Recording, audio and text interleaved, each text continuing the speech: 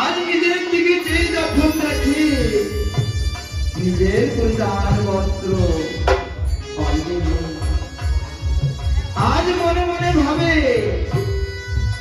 আজ আমি বিনা বস্ত্র এই লোক সমাজে কেমন করে যাব।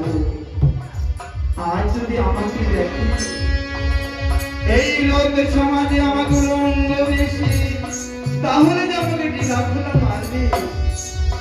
আমি কেমন করে লোক সমাজে আমি বুঝতে পারবো। আমি ওই নদীর তীর হইতে আমি হাঁটতে হাঁটতে যাব, দেখবো এই নদীতে কোনো কুলবধূ আছে কিনা। আর যদি সেই কুলবধূ আমি পাই ওই কুলবধূর কাছ থেকে আমি একখানা বসন চেয়ে নেব।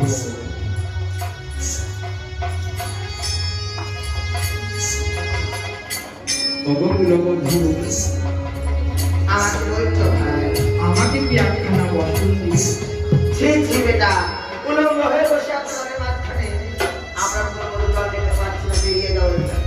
না না, আমি কোনো পাগল নয়।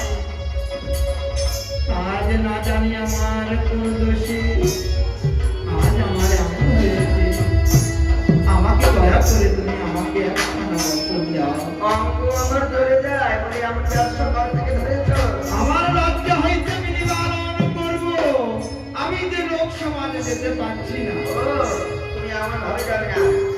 ওগো শুনেছ কি হয়েছে? গাড়ি জল দিতে পারলাম না কেন? টাকার এক পাগল বেটা এসে গ্রুপ করে বসে আছে। তুমি ঘরে ফিরে যাও, আমি দেখছি। ছি ছি ছি ছি, উলঙ্গ বেশে দাঁড়িয়ে আছে, তোমাকে লজ্জা করছে না? বলো। আমি যে আজ পথে আমাকে একখানা যদি দর্শন দেওয়া তাহলে আমি লোক মাথায় যেতে পারবো।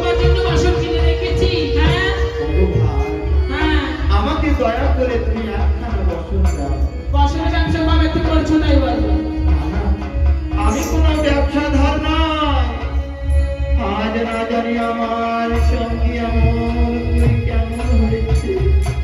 বিধাতা না জানি আমার ভাগ্যে কি লিখেছে। আজ আমি রঙ্গ বেশি নদীর তীরে চলে যাচ্ছি। ভগবান, হ্যাঁ